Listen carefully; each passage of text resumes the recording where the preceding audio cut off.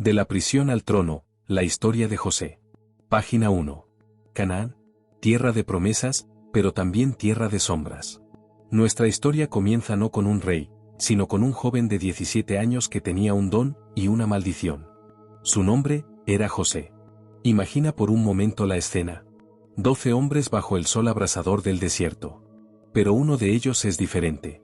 Mientras 11 visten ropas de trabajo, sucias por el polvo y el ganado, José camina envuelto en una túnica que parecía tejida con los rayos del mismo arco iris. Un manto de 1000 colores. No era solo ropa. Era un símbolo. Era el grito silencioso de su padre Jacob diciendo: a este lo amo más que a todos ustedes. Y ese amor engendró un odio mortal. Pero José cometió un error. No solo vestía como un príncipe, soñaba como uno. Una noche, la voz de Dios vino a él en sueños. Vio manojos de trigo en el campo. Su manojo se levantaba recto y orgulloso, mientras que los manojos de sus 11 hermanos se inclinaban ante él. ¿Te imaginas la audacia? Contarles esto a los hombres que ya deseaban tu muerte. ¿Acaso reinarás tú sobre nosotros? Le escupieron con rabia. La envidia es un veneno lento, amigos, y en esta familia, la copa estaba a punto de desbordarse. Detengámonos un segundo aquí.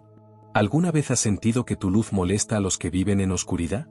Si alguna vez has sido criticado por soñar en grande, dale un me gusta a este vídeo ahora mismo y suscríbete. Porque lo que le va a pasar a José, te demostrará que a veces, el pozo es parte del plan.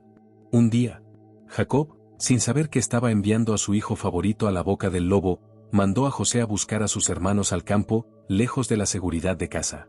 Ellos lo vieron desde lejos. No vieron a su hermano. Vieron la túnica de colores ondeando al viento. Vieron su orgullo. Y en ese momento, bajo el calor asfixiante de Dotán, una idea oscura cruzó sus mentes. Se miraron unos a otros y sentenciaron: ahí viene el soñador. Matémoslo, y veremos qué pasa con sus sueños. Página 2. Pero entre ellos había una voz de razón. Rubén, el hermano mayor. Quizás por culpa, o quizás por temor a la ira de Dios, miró a los ojos asesinos de sus hermanos y dijo: no derraméis sangre. No pongáis vuestras manos sobre él. Arrojadlo a esta cisterna en el desierto, pero no lo matéis. Su plan secreto era volver más tarde, sacarlo y devolverlo a su padre. Pero el destino tenía otros planes. José llegó por fin. Imagina su sonrisa ingenua. Hermanos, ¿os traigo noticias de papá? Pero nadie respondió. El silencio en el desierto es aterrador, pero el silencio de tu propia sangre es mortal. Antes de que pudiera reaccionar, se abalanzaron sobre él. No hubo saludos. Hubo golpes. Manos rudas, manos que deberían haberlo protegido, ahora lo sujetaban con violencia. Lo primero que hicieron fue ir a por el símbolo de su envidia. Agarraron esa túnica de colores, esa obra de arte tejida con amor, y la arrancaron de su cuerpo sin piedad. José quedó expuesto, vulnerable, gritando nombres que no respondían a su súplica. Lo arrastraron hasta el borde de un pozo seco. Una cisterna vacía, oscura y profunda. Y sin mirar atrás, lo empujaron. La caída fue dura. El golpe contra la tierra seca le sacó el aire de los pulmones. Arriba, la luz se hizo pequeña. Abajo, solo oscuridad y el eco de sus propios gritos. ¿Te has sentido alguna vez así? ¿En el fondo de un pozo mientras la vida sigue allá arriba para los demás? Si estás pasando por un momento oscuro ahora mismo, escribe en los comentarios la palabra confío. Declara que aunque estés en el pozo, no te quedarás ahí. Mientras José lloraba en la oscuridad, arriba, sus hermanos hicieron algo que hiela la sangre. Se sentaron a comer. Con los gritos de su hermano de fondo, partieron el pan. La insensibilidad del corazón humano no tiene límites cuando la envidia toma el control. Pero entonces, en el horizonte, una nube de polvo se levantó. Una caravana de ismaelitas. Mercaderes que iban hacia Egipto con camellos cargados de especias, bálsamo y mirra. Judá, el cuarto hermano, miró a los mercaderes, miró al pozo, y sus ojos brillaron con una nueva idea. Una idea que cambiaría la historia del mundo para siempre. ¿Qué provecho sacamos de matarlo? Dijo Judá. Al fin y al cabo, es nuestro hermano, nuestra propia carne. Vendámoslo. Y así, por 20 piezas de plata, el precio de un esclavo cualquiera, el futuro salvador del mundo fue sacado del pozo, solo para ser encadenado. Página 3. Mientras la caravana se alejaba en el horizonte, llevándose a José atado como un animal, sus hermanos se quedaron con el único rastro que quedaba de él. La túnica. Ese manto de colores que tanto odiaban, ahora era su coartada. Tomaron un cabrito de las cabras, lo degollaron, y empaparon la tela en la sangre caliente e inocente. La mentira estaba lista. El regreso a casa fue una actuación digna de un teatro macabro. Llegaron ante su padre Jacob, con las cabezas bajas y la túnica ensangrentada en las manos. «Mira esto, padre», dijeron con frialdad. «¿La hemos encontrado en el camino? ¿Es esta la túnica de tu hijo?» Jacob, el hombre que luchó con un ángel, se derrumbó ante un pedazo de tela. Sus ojos se llenaron de horror al reconocer los colores bajo la mancha roja. «Es la túnica de mi hijo», gritó con un dolor que rasgaba el alma. «¿Una mala bestia lo ha devorado? José ha sido despedazado». Jacob rasgó sus vestidos, se vistió de luto y lloró día y noche. ¿Sus hijos intentaron consolarlo?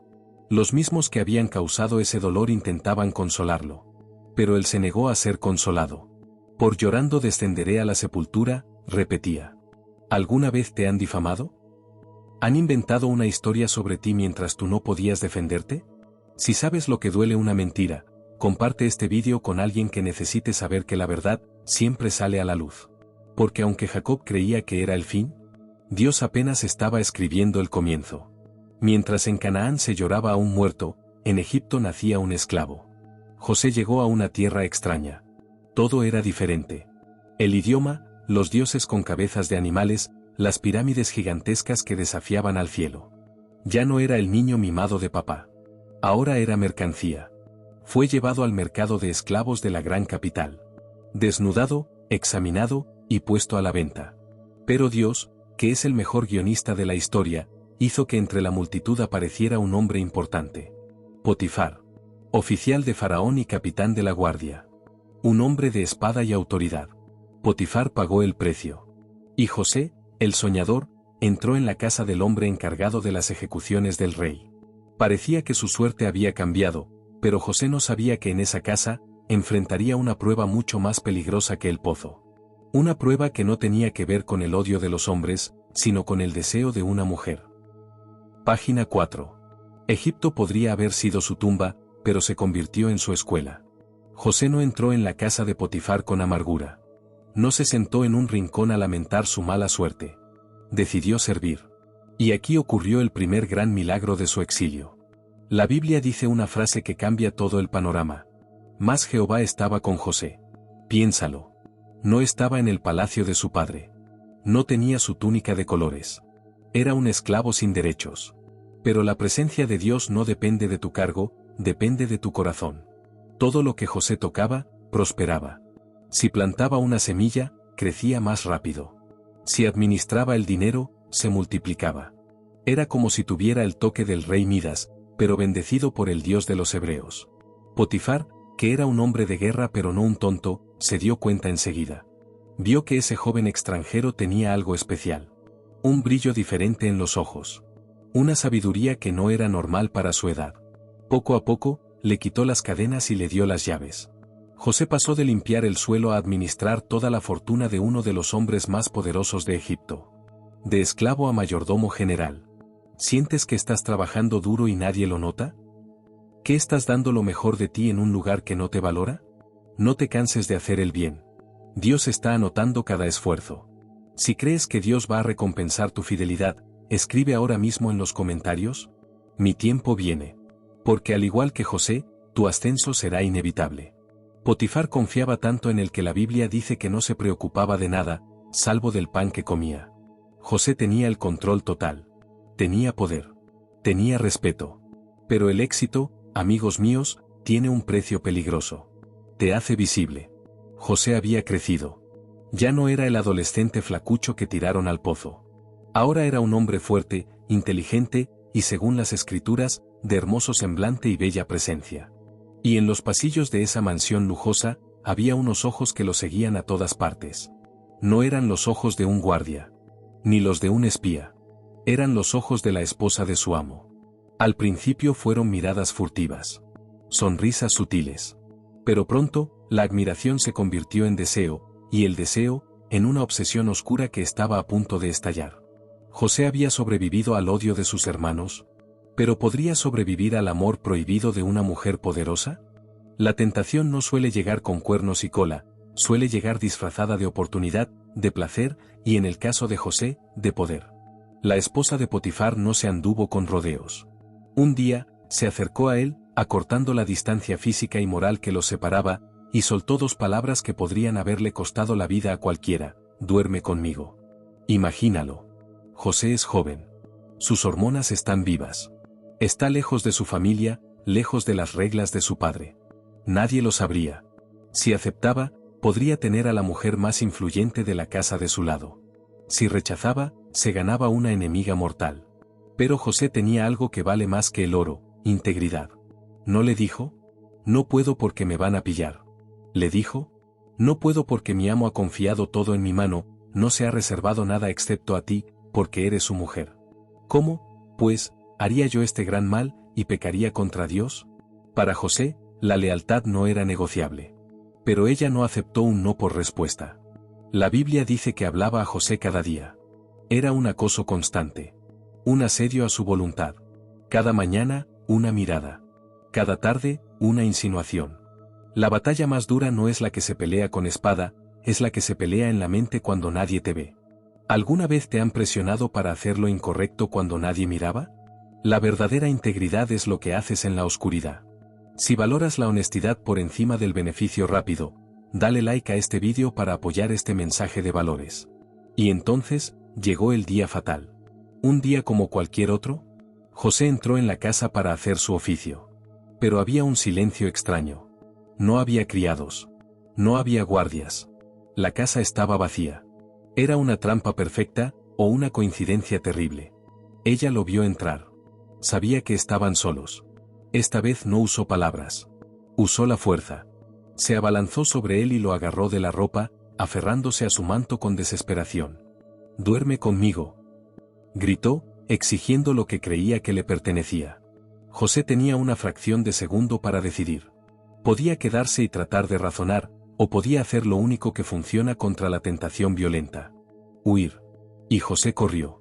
Se zafó con tanta fuerza que su manto quedó en las manos de ella. Salió desnudo de hombros, pero vestido de dignidad, corriendo hacia la calle. Pero al dejar su ropa atrás, José le había entregado a ella el arma perfecta para destruirlo. Página 6.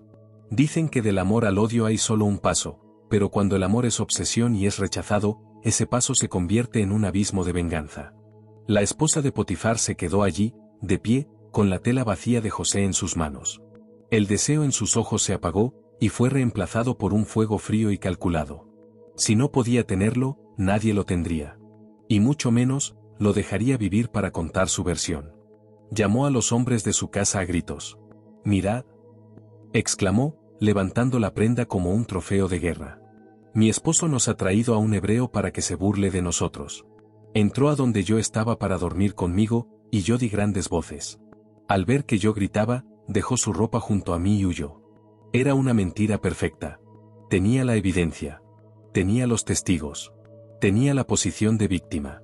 Guardó la ropa junto a ella y esperó. Esperó a que cayera la tarde, a que Potifar regresara del palacio, cansado y confiado. Cuando su esposo llegó, ella le soltó la misma historia, pero con un veneno extra. «¿El siervo hebreo que tú nos trajiste?» Fíjate en el detalle. No culpó solo a José. Culpó a su marido por traerlo. Manipulación en estado puro. Cuando Potifar oyó las palabras de su mujer, dice la Biblia que su ira se encendió. ¿Fue ira contra José por traición? ¿O fue ira por la vergüenza pública? Algunos dicen que si Potifar hubiera creído que fue una violación real, habría matado a José en el acto. Tenía el poder para decapitarlo ahí mismo. Pero no lo hizo. Quizás, en el fondo, conocía el carácter de José y conocía el carácter de su esposa. Sin embargo, el honor exigía sangre o castigo. Potifar llamó a los guardias. José no tuvo juicio. No hubo abogado defensor. No hubo revisión de cámaras de seguridad. Fue arrancado de su puesto de honor, encadenado de nuevo, y arrastrado a la oscuridad. Pero no a cualquier cárcel. Lo metieron en la cárcel donde estaban los presos del rey. El lugar más oscuro y olvidado de Egipto. De la túnica de príncipe al pozo. Del pozo a la esclavitud. de la esclavitud a la mayordomía. Y ahora, de vuelta al fondo. Parecía que la vida de José era un ciclo sin fin de tragedias injustas. ¿Te has sentido alguna vez castigado por hacer lo correcto? Es la prueba más dura de la fe. Si sigues creyendo en Dios aun cuando la vida es injusta, suscríbete a este canal. Porque necesitas ver cómo Dios va a usar esta cárcel para salvar al mundo. La puerta de la celda se cerró con un golpe seco y metálico. José estaba solo otra vez. Pero la historia se repite, porque incluso en la humedad de esa mazmorra, la luz de Dios entró con él. Página 7. El calabozo real no era un lugar para la esperanza. Era un agujero de piedra donde los enemigos del faraón eran enviados a pudrirse y ser olvidados. Humedad, ratas y oscuridad perpetua. Cualquier hombre normal se habría roto. Se habría llenado de odio contra Dios, contra sus hermanos y contra la mujer mentirosa. Pero José no era cualquier hombre. Aquí ocurre lo imposible de nuevo. La Biblia dice, pero Jehová estaba con José y le extendió su misericordia. ¿Notas el patrón? Puedes quitarle a José su túnica, puedes quitarle su libertad, pero no puedes quitarle la unción. ¿Incluso encadenado? José brillaba. El jefe de la cárcel, un hombre acostumbrado a tratar con lo peor de la sociedad, vio algo diferente en este joven hebreo. No vio rebeldía. Vio paz. No vio caos. Vio orden. Y sucedió lo impensable. El carcelero entregó el control de la prisión a un prisionero. José pasó a ser el director de la cárcel desde dentro de su propia celda. El que estaba preso, ahora cuidaba a los demás presos. Esto nos enseña una lección dolorosa: tu circunstancia no define tu liderazgo. Puedes estar en el peor momento de tu vida y aún así ser luz para otros. Si sientes que estás estancado pero sabes que tienes un propósito mayor, escribe en los comentarios: floreceré donde esté. Declara que tu entorno no va a matar tu sueño. El tiempo pasaba lento en la oscuridad. Días, semanas, meses. José servía fielmente, esperando una señal de Dios. Y la señal llegó, pero no como él esperaba. Llegó con el sonido de las puertas abriéndose para arrojar a 2 hombres nuevos al abismo. No eran criminales comunes. Eran hombres de la corte. Vestían lino fino, aunque ahora estaba sucio. Eran 2 de los hombres de mayor confianza del faraón, el jefe de los coperos y el jefe de los panaderos. Habían ofendido al rey de Egipto, y la ira de un rey es como rugido de león. Fueron lanzados a la misma sección donde estaba José. De repente, el destino de Egipto y el destino de José se cruzaron en una celda sucia. José fue asignado para servirles. Y una mañana, al entrar a verlos, notó que sus rostros estaban demudados por el terror. Habían soñado. Y en el mundo antiguo, un sueño que no entiendes, es una tortura para el alma. De la prisión al trono, la historia de José. Página 8. ¿Por qué tenéis hoy mal semblante? Les preguntó José.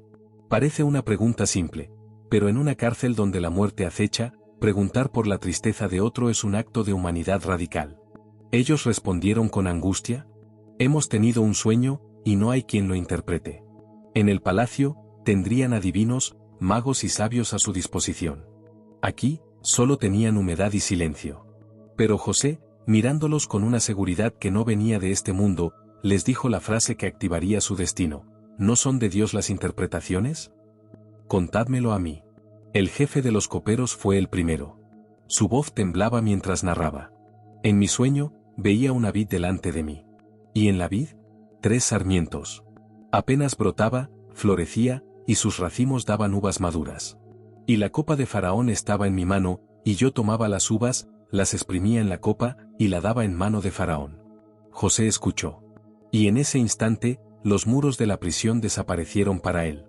Dios le descargó el archivo del futuro. Esta es su interpretación, dijo José sin dudar.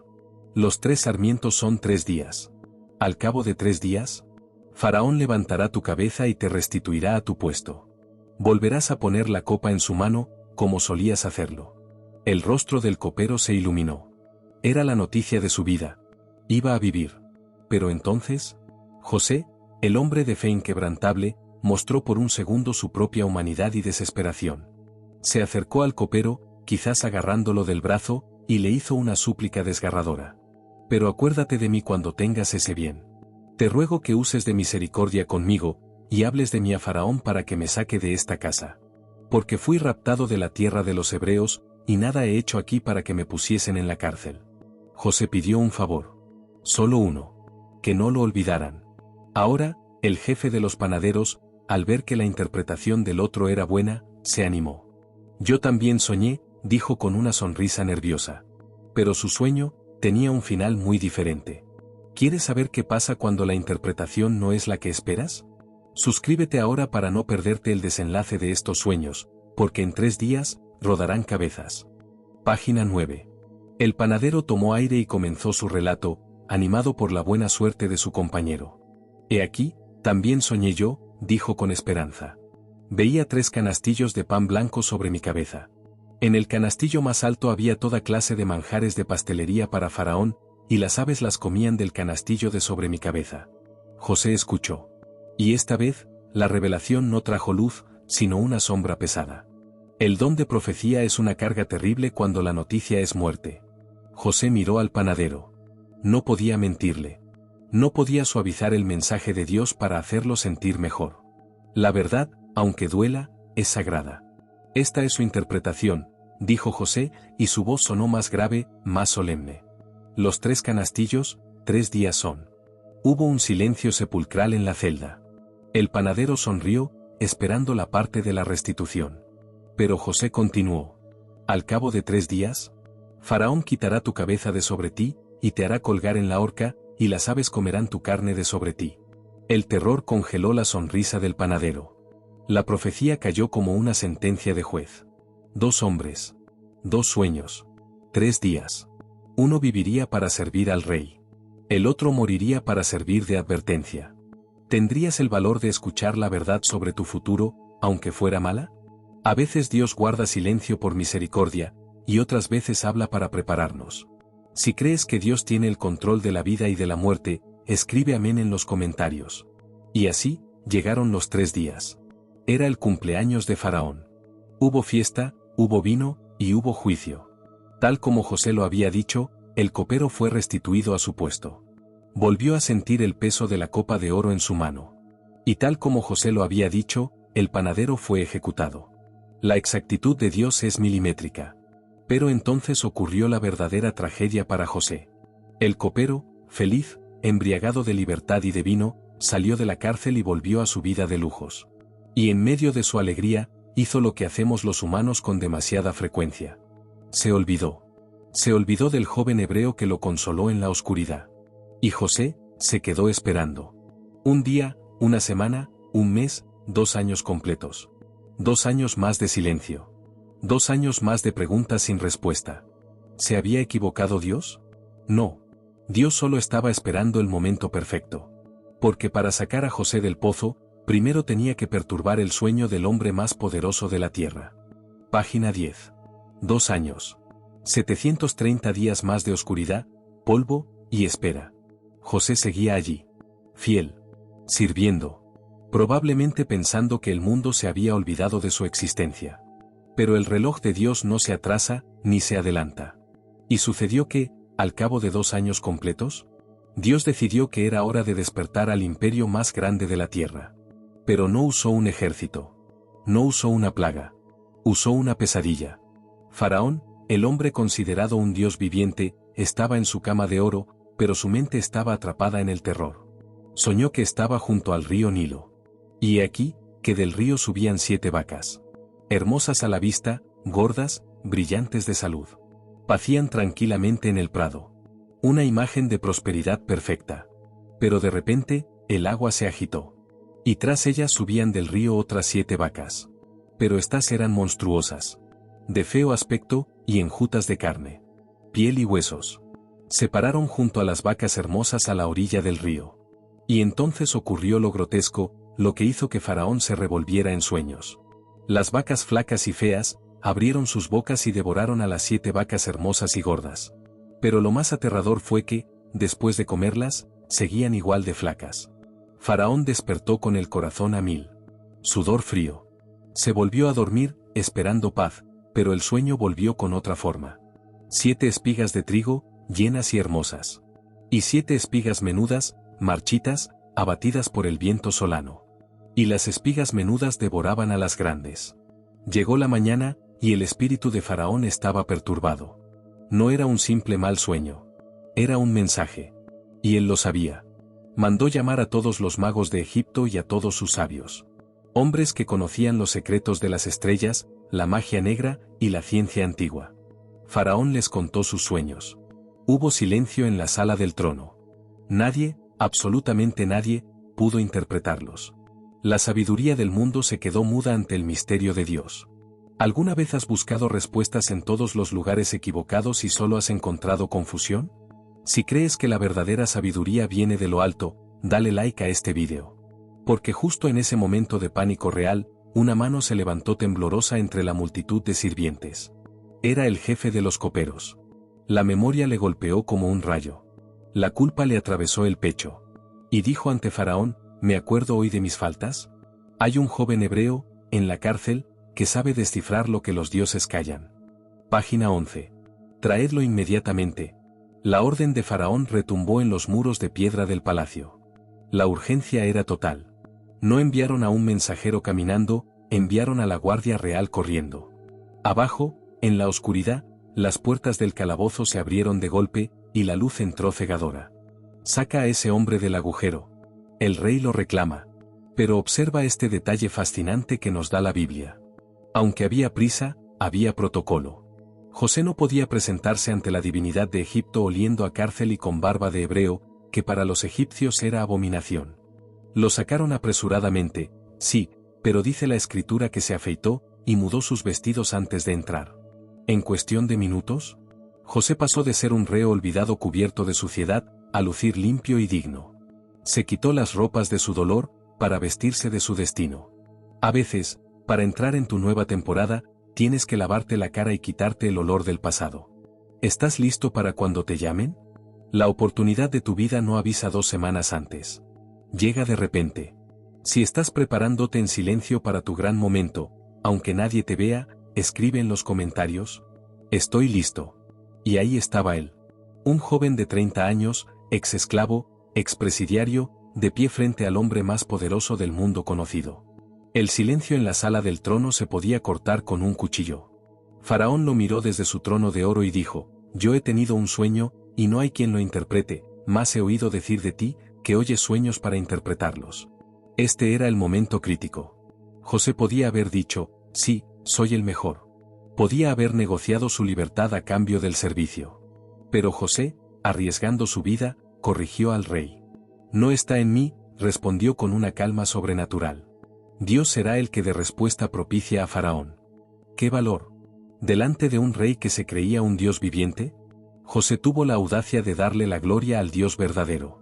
Faraón, intrigado por tanta seguridad y humildad, se inclinó hacia adelante. Y comenzó a contar la pesadilla que iba a cambiar la economía mundial. En mi sueño, ¿estaba yo a la orilla del río? Página 12. Faraón continuó su relato, y su voz denotaba el horror que había sentido. Y he aquí, que las 7 vacas flacas y de feo aspecto devoraban a las 7 primeras vacas gordas. Y entraban en sus entrañas, mas no se conocía que hubiesen entrado, porque su apariencia seguía siendo tan mala como al principio. Detente ahí. Esa es la clave del terror económico que venía. Faraón vio algo que desafiaba la lógica. Las vacas flacas comían abundancia, pero seguían vacías. Es la imagen perfecta de una crisis devoradora. Un agujero negro que traga riqueza y sigue pidiendo más. Faraón terminó de hablar. Los magos contuvieron la respiración. José cerró los ojos un instante, escuchando la voz que había aprendido a reconocer en el pozo. Cuando los abrió, ya no era un preso. Era un profeta. El sueño de Faraón es uno mismo, declaró con autoridad absoluta. Dios ha mostrado a Faraón lo que va a hacer. No titubeó. No dijo parece que o podría ser. José fue directo al grano. Las 7 vacas hermosas, son 7 años. Y las 7 espigas hermosas, son 7 años. Y las 7 vacas flacas y feas que subían tras ellas, son 7 años. Y las 7 espigas menudas y marchitas, serán 7 años de hambre. He aquí, vienen 7 años de gran abundancia en toda la tierra de Egipto. Imagina los suspiros de alivio en la sala. Abundancia. Riqueza. Pero José levantó la mano, porque el mensaje no había terminado. Y tras ellos, se levantarán 7 años de hambre. Y toda la abundancia será olvidada en la tierra de Egipto. Y el hambre consumirá la tierra. Y aquella abundancia no se echará de ver, a causa del hambre siguiente, la cual será gravísima. Esa frase golpeó como un martillo: la abundancia será olvidada. ¿Alguna vez te ha pasado? Que un solo problema grave se traga todos tus ahorros y todos tus buenos momentos, como si nunca hubieran existido. La escasez tiene el poder de borrar la memoria de la prosperidad. Si alguna vez has sentido que los problemas se comen tus bendiciones, presta mucha atención a lo que José va a decir ahora. Porque José no se limitó a predecir el desastre. Cualquiera puede predecir lluvia, pero solo un líder construye el arca. José estaba a punto de darle al rey la solución que salvaría a la humanidad. Página 13. Aquí es donde José se separa del resto de los soñadores y se convierte en un gobernante. Cualquiera puede ver el problema, pero muy pocos tienen la sabiduría para diseñar la solución. José no se quedó callado esperando que Faraón decidiera. Tomó la iniciativa. Con la misma autoridad con la que interpretó, comenzó a dar órdenes estratégicas al hombre más poderoso de la tierra. Por tanto, dijo José, provéase ahora Faraón de un hombre prudente y sabio, y póngalo sobre la tierra de Egipto. Haga esto Faraón, y ponga gobernadores sobre el país. Y quinte la tierra de Egipto en los 7 años de la abundancia. El plan era brillante en su simplicidad matemática. Guardar el 20% de todo el grano durante los años buenos. Crear la reserva nacional de alimentos más grande de la historia. Junten toda la provisión de estos buenos años que vienen, y guárdenlo bajo la mano de Faraón, y sea guardado el alimento en las ciudades. Para que el país no perezca de hambre. José terminó de hablar y dio un paso atrás. La sala quedó en silencio nuevamente. Faraón miró a José. Miró a sus consejeros. Miró a sus magos inútiles. La propuesta parecía buena a los ojos de Faraón y de sus siervos. Pero había una pregunta flotando en el aire: ¿quién? ¿Quién tendría la honestidad para administrar tanta riqueza sin robar? ¿Quién tendría la inteligencia para organizar una nación entera? Faraón se puso de pie. Sus ojos se clavaron en el hebreo. Y entonces, hizo la pregunta retórica más famosa del Antiguo Testamento a sus cortesanos: ¿acaso hallaremos a otro hombre como este, en quien esté el Espíritu de Dios? Faraón reconoció algo que trascendía la política. Vio a Dios en José. Se volvió hacia él y sentenció su destino: puesto que Dios te ha hecho saber todo esto, no hay entendido ni sabio como tú. Tú estarás sobre mi casa, y por tu palabra se gobernará todo mi pueblo. Solamente en el trono seré yo mayor que tú. ¿Te das cuenta de lo que acaba de pasar? En una mañana, José se despertó en el suelo de una cárcel, y se va a acostar en una cama de oro. De la fosa, a la cima. Sin escalones intermedios. Cuando Dios te promueve, lo hace de repente y lo hace a lo grande. Si crees que Dios puede cambiar tu situación en 24 horas, escribe la palabra milagro en los comentarios. Porque lo que Faraón hizo a continuación, selló el pacto con sangre y oro. Faraón se quitó el anillo de su mano. El anillo que firmaba leyes. El anillo que daba vida o muerte. Y lo puso en la mano de José. Página 14. Y no solo le dio el anillo. Lo hizo vestir de ropas de lino finísimo. ¿Recuerdas la túnica de colores que le arrancaron sus hermanos con violencia? Dios se la devolvió, pero mejorada. Ya no era la túnica de un hijo favorito, era la vestidura de un gobernante mundial. Y puso un collar de oro alrededor de su cuello. Ese mismo cuello que había sentido el frío hierro de las cadenas de esclavitud, ahora cargaba el peso dorado de la gloria. Pero la transformación tenía que ser pública. Faraón lo hizo subir en su segundo carro, justo detrás del suyo. Y pregonaron delante de él: doblad la rodilla. Imagina el sonido: miles de egipcios, nobles, soldados y ciudadanos, cayendo al suelo al paso del hombre que ayer dormía en el piso. Aquel a quien sus hermanos despreciaron y vendieron, ahora recibía la reverencia de las naciones. Y Faraón dijo a José: yo soy Faraón, y sin tu consentimiento ninguno alzará su mano ni su pie en toda la tierra de Egipto. Era el poder absoluto. Para sellar esta nueva identidad, Faraón hizo algo crucial. Le cambió el nombre. Ya no se llamaría José, el nombre que lo ataba a su pasado de dolor en Canaán. Ahora se llamaría Zafnat Panea, que significa revelador de lo oculto o salvador del mundo. Y para que echara raíces en esa tierra, le dio por mujer a Asenat, hija de un sacerdote de alto rango. La Biblia nos da un dato cronológico que te pondrá la piel de gallina. Era José de edad de 30 años cuando fue presentado delante de Faraón. 30 años. Había sido vendido a los 17. 13 años. 13 años de pozo, esclavitud, falsas acusaciones y cárcel. 13 años de preparación en la oscuridad para un destino de luz. Muchos de nosotros nos rendimos al mes de no ver resultados. José aguantó 13 años.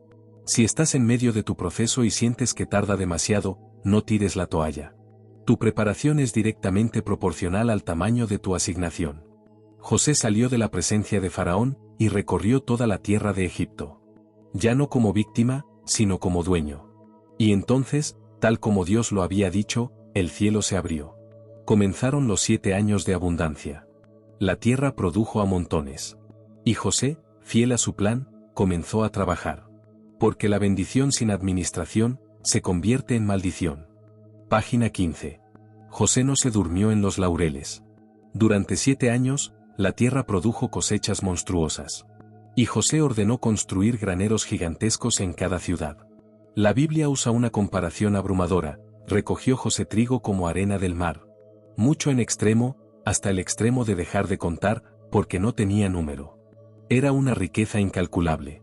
Pero antes de que llegara el año del hambre, ocurrió algo más importante que el trigo en el corazón de José. Dios empezó a sanar su pasado a través de su futuro. Naciéronle 2 hijos. Al primogénito llamó Manasés. Y el significado de este nombre es un mensaje para ti hoy, porque Dios me hizo olvidar todo mi trabajo y toda la casa de mi padre. Manasés significa el que hace olvidar. José miró a su hijo y se dio cuenta de que el dolor del pozo y la traición de sus hermanos ya no dolían como antes. Y al segundo lo llamó Efraín, que significa: Dios me hizo fructificar en la tierra de mi aflicción. Fíjate bien, no fructificó en su casa, fructificó en la tierra de su dolor. Quizás tú necesitas un Manasés en tu vida. Si necesitas que Dios borre las heridas de tu pasado para poder disfrutar tu presente, escribe en los comentarios: sana mi memoria. Porque no puedes abrazar tu futuro si sigues atado al rencor de ayer. Y entonces, el reloj de arena se vació. Se acabaron los 7 años de abundancia que hubo en la tierra de Egipto. Fue como si alguien apagara la luz de golpe. Comenzaron a venir los 7 años de hambre, como José había dicho. La sequía golpeó sin piedad. Hubo hambre en todos los países, pero en toda la tierra de Egipto había pan. Cuando la gente empezó a sentir el rugido del estómago vacío, clamaron a Faraón por pan. El pueblo estaba desesperado. Pero Faraón, el rey, ya no tenía las respuestas. Solo tenía una instrucción para todo aquel que venía llorando: id a José, y haced lo que él os dijere. Esa frase es la clave de la salvación. Haced lo que él os dijere. El hambre se extendió por toda la faz de la tierra. Entonces José abrió todos los graneros. Y lo que parecía una crisis mundial, se convirtió en la oportunidad para que Egipto se hiciera dueño del mundo, y para que el pasado de José llamara a su puerta. Mientras en Egipto había pan, a cientos de kilómetros, en la tierra de Canaán, el hambre mordía con fuerza. La sequía no respeta fronteras ni promesas. Jacob, el anciano patriarca, veía cómo sus hijos se miraban unos a otros con desesperación. El miedo paraliza. Y en esa casa, el miedo a la muerte había entrado de nuevo. ¿Por qué os estáis mirando?, les gritó Jacob. He oído que hay alimentos en Egipto. Descended allá, y comprad para nosotros, para que vivamos y no muramos. Y así, los 10 hermanos de José, los mismos que lo vendieron 20 años atrás, se prepararon para viajar a la boca del león. Pero hubo uno que se quedó. Benjamín, el hermano menor de José. El único hijo que le quedaba de su amada Raquel. Jacob dijo: no irá con vosotros, no sea que le acontezca algún desastre. Jacob vivía con el trauma. Había perdido a José, y no iba a arriesgar a su reemplazo. La herida de la pérdida nos hace sobreprotectores. Los 10 hombres emprendieron el largo viaje. Semanas de camino, polvo y calor, hasta que llegaron a las puertas de Egipto. Entraron en la ciudad real, mezclados entre gente de todas las naciones que venía a mendigar trigo. Y llegaron ante el gobernador de la tierra. Allí estaba él. Vestido como un egipcio. Maquillado como un egipcio. Hablando egipcio. Rodeado de guardias y poder. Los hermanos no lo reconocieron. ¿Cómo iban a hacerlo? Para ellos, José estaba muerto o era un esclavo miserable en algún rincón. Pero ellos se acercaron y se inclinaron ante él, rostro a tierra. ¡Bum! En ese preciso instante, el tiempo se detuvo. ¿Recuerdas el sueño de la página 1? ¿Los manojos de trigo inclinándose? 20 años después, la profecía se cumplió milimétricamente. Ellos se postraron ante el hermano que despreciaron. José levantó la vista. Su corazón debió detenerse por un segundo. Allí estaban: Rubén, Judá, Leví, Simeón, los hombres que le robaron su juventud. José los reconoció al instante. Pero ellos no reconocieron a José. ¿Qué harías tú si tuvieras el poder absoluto sobre las personas que arruinaron tu vida? ¿Venganza o misericordia?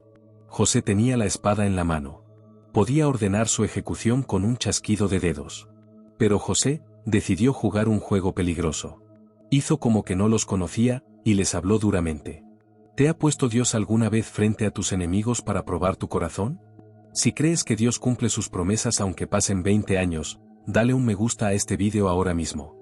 José, con voz de trueno, les lanzó la primera acusación. ¿De dónde venís? Sois espías. Página 17. La acusación cayó sobre ellos como una losa de piedra. Espías. En el mundo antiguo, ser espía era sentencia de muerte inmediata. Los hermanos temblaron. No, Señor mío. Respondieron con terror. Tus siervos han venido a comprar alimentos. Todos nosotros somos hijos de un varón, somos hombres honrados, tus siervos nunca fueron espías. Hombres honrados. José debió sentir una punzada de ironía amarga en el estómago. ¿Honrados? ¿Los mismos que vendieron a su hermano por plata y mintieron a su padre durante 2 décadas? La mentira repetida 1000 veces, acaba sonando a verdad en la boca del mentiroso. Pero José necesitaba saber algo más. ¿Necesitaba saber sobre su padre y sobre su hermano pequeño? Benjamín. Así que mantuvo la presión. No, insistió José, para ver lo descubierto del país habéis venido. Acorralados, los hermanos soltaron la información que José buscaba desesperadamente. Tus siervos somos 12 hermanos, hijos de un varón en la tierra de Canaán. Y he aquí, el menor está hoy con nuestro padre, y otro no parece. Y otro no parece. Hablaron de José como si fuera un fantasma. Como si hubiera desaparecido en el aire, ocultando su crimen bajo un eufemismo suave. José tuvo que usar toda su fuerza de voluntad para no romperse a llorar ahí mismo. Estaba vivo. Estaba enfrente de ellos. Pero para ellos, él era solo un recuerdo borroso de culpa. Entonces José lanzó la prueba. La trampa maestra. En esto seréis probados, dijo con frialdad. Por la vida de Faraón, que no saldréis de aquí, sino cuando vuestro hermano menor viniere aquí. Enviad a uno de vosotros y traiga a vuestro hermano, y vosotros quedad presos. Y si no, por la vida de Faraón, que sois espías. José quería ver a Benjamín. Quería saber si Jacob lo había protegido o si sus hermanos también lo habían desaparecido. Pero no esperó respuesta. Hizo un gesto a los guardias. Y los puso a todos juntos en la cárcel por 3 días. 3 días. La misma cantidad de tiempo que José estuvo en el pozo antes de ser vendido. José les dio una pequeña dosis de su propia medicina. Tiempo para pensar. Tiempo para sudar. Tiempo para que la conciencia despertara. ¿Alguna vez la vida te ha puesto en una pausa forzada para que reflexiones sobre tus errores? A veces, el silencio de Dios no es abandono, es una oportunidad para arrepentirse antes del juicio. Si crees que nunca es tarde para arreglar las cuentas con el pasado, escribe perdón en los comentarios. Al tercer día, José fue a verlos a la celda. Ellos esperaban la muerte. Pero José les dio una salida que los obligaría a enfrentar su peor miedo. Página 18. Al tercer día, José se plantó ante ellos y les dio una orden que les heló la sangre, pero les devolvió el aliento. Haced esto y vivid, les dijo. Yo temo a Dios. Esa frase debió resonar extraña en la boca de un egipcio, pero ellos estaban demasiado asustados para notarlo. Si sois hombres honrados, que se quede uno de vuestros hermanos preso aquí. Y vosotros id, llevad el alimento para el hambre de vuestras casas. Pero traeréis a vuestro hermano menor ante mí. Así serán verificadas vuestras palabras, y no moriréis. Ellos aceptaron. No tenían opción. Pero entonces sucedió algo sobrenatural. La conciencia, dormida por 20 años, despertó de golpe en esa celda fría. Se miraron unos a otros y comenzaron a hablar en hebreo, convencidos de que el gobernador egipcio no entendía su idioma. Verdaderamente hemos pecado contra nuestro hermano, se decían con angustia, refiriéndose a José. Pues vimos la angustia de su alma cuando nos rogaba desde el pozo, y no le escuchamos. Por eso ha venido sobre nosotros esta angustia. Imaginen la escena. José estaba ahí de pie, inmóvil como una estatua, escuchando su propia vindicación en tiempo real. Estaban confesando el crimen. Estaban reconociendo que su sufrimiento actual era el pago divino por lo que le hicieron a él. Rubén, el mayor, añadió sal a la herida. ¿No os hablé yo diciendo, no pequéis contra el joven, y no escuchasteis? He aquí también se nos demanda su sangre. Ellos no sabían que José les entendía, porque usaba un intérprete para mantener la farsa. La emoción golpeó a José como un tsunami. El hombre más fuerte de Egipto se quebró por dentro. Tuvo que apartarse de ellos, salir apresuradamente de la sala, y llorar. Lloró por el dolor, por el arrepentimiento que escuchaba en sus voces, y por la soledad de la cima. ¿Alguna vez te ha perseguido la culpa por algo que hiciste hace años? El pecado puede enterrarse, pero nunca muere hasta que se confiesa. Si quieres aprender a soltar esa carga que llevas en el alma, suscríbete al canal, porque el camino a la libertad empieza hoy.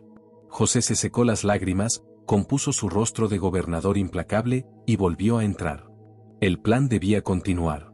Tomó a Simeón, el segundo hermano más violento, y mandó que lo ataran ante sus propios ojos. Simeón quedaba como rehén. Los demás fueron despedidos con los burros cargados de trigo. Pero José dio una orden secreta a sus mayordomos. Una orden que convertiría su viaje de vuelta en una pesadilla de terror. Página 19. La orden secreta era simple, pero devastadora. José mandó llenar sus costales de trigo hasta el tope, pero también mandó algo más. Devolved el dinero de cada uno en la boca de su costal. No era un regalo. A los ojos de ellos, sería una trampa mortal. Si volvían a Egipto con el dinero en la mano, serían acusados de ladrones. José estaba tejiendo una red de la que no podrían escapar sin cambiar su corazón. Los hermanos partieron, aliviados de estar vivos pero angustiados por dejar a Simeón atrás. El camino era largo y el silencio pesaba. Al caer la tarde, se detuvieron en una posada para descansar. Uno de ellos abrió su costal para dar de comer a su asno. Y ahí, brillando con la luz de la luna, vio la plata. El dinero que había pagado, estaba de vuelta en su bolsa. Su rostro palideció. «Mi dinero se me ha devuelto», gritó a los demás. «Helo aquí en mi costal». Dice la Biblia que se les sobresaltó el corazón. No pensaron, «qué suerte, trigo gratis». Pensaron, «estamos muertos».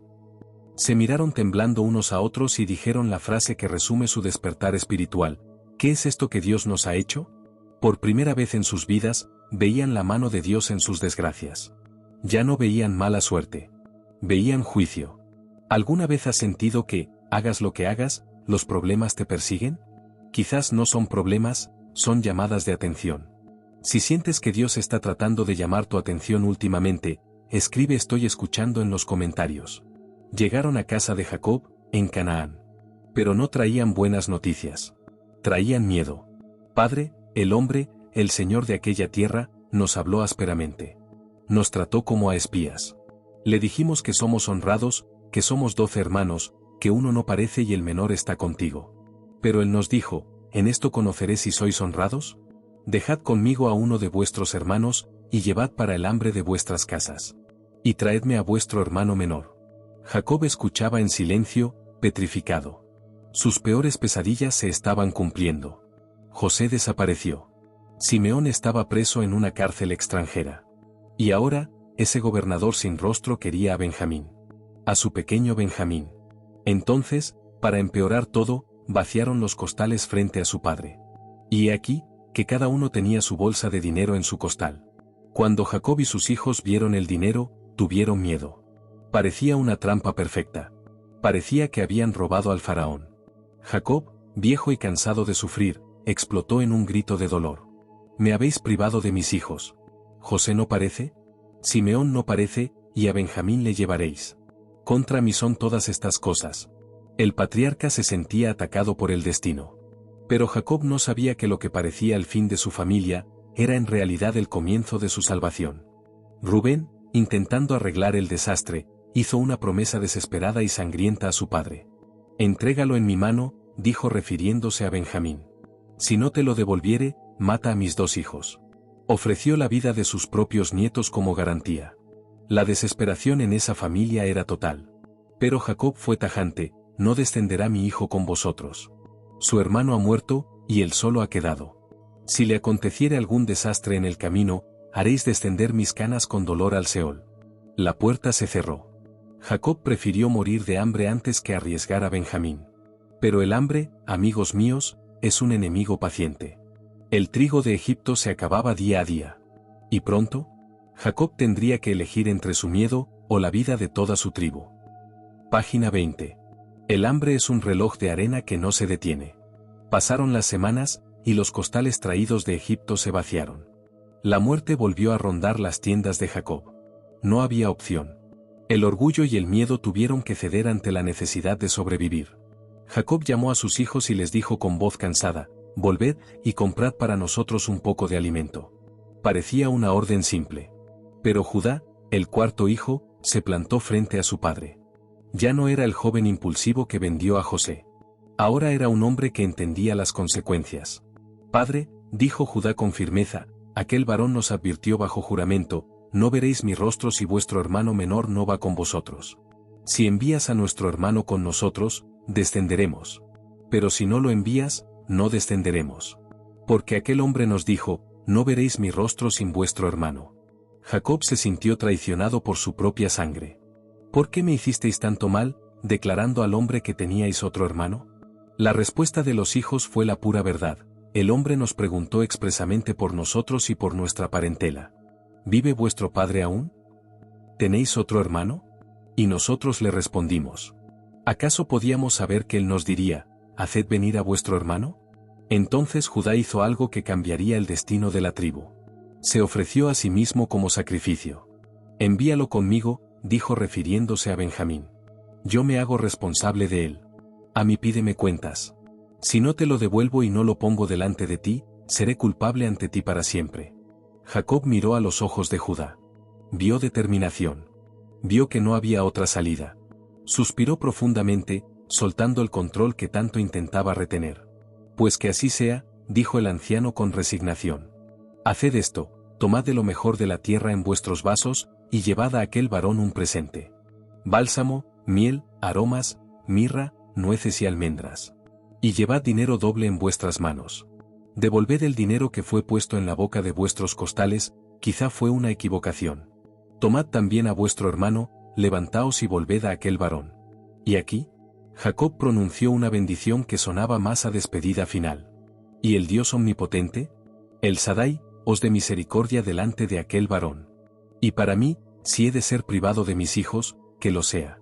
Esa es la frase de la rendición total. Si he de perderlo, que así sea. A veces, para recibir el milagro, tienes que soltar lo que más temes perder. Jacob soltó a Benjamín.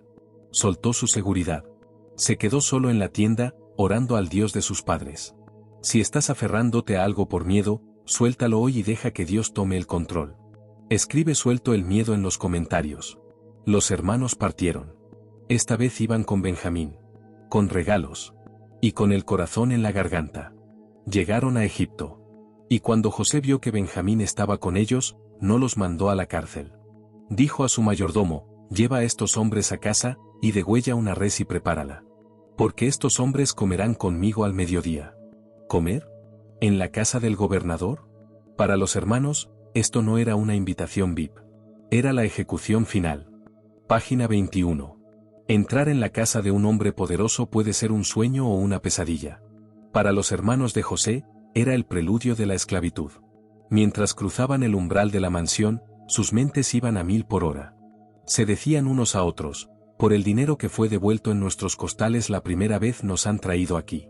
Para tendernos una trampa, y caer sobre nosotros, y tomarnos por siervos a nosotros y a nuestros asnos».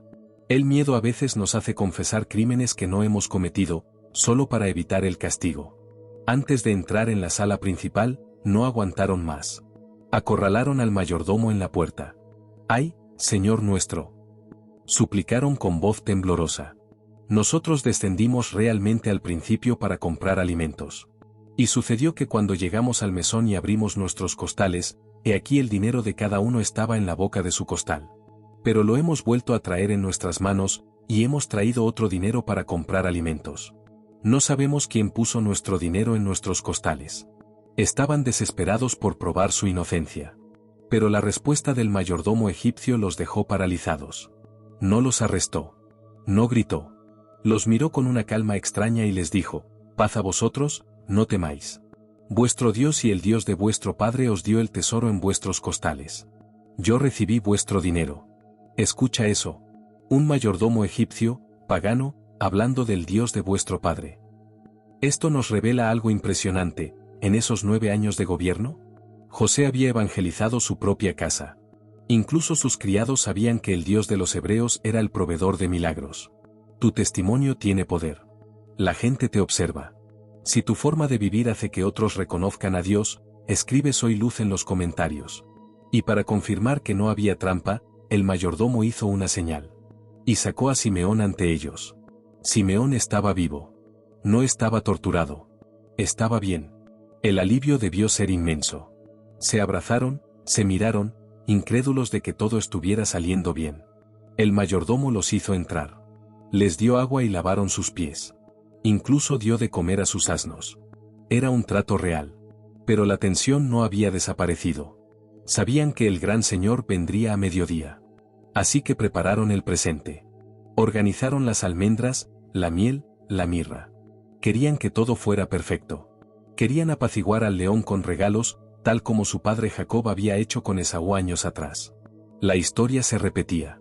El sol llegó a su punto más alto. Se escucharon pasos firmes y el sonido de la guardia. José entró en la sala. El aire se volvió pesado. Los 11 hermanos, desde el mayor hasta el pequeño Benjamín, se lanzaron al suelo. Se inclinaron ante él hasta la tierra. Otra vez. Los sueños de José cumpliéndose una y otra vez frente a sus ojos. José los miró. Pero esta vez, sus ojos no buscaban a los traidores. Sus ojos buscaban desesperadamente al único inocente de la sala. A su hermano de madre. Al pequeño Benjamín.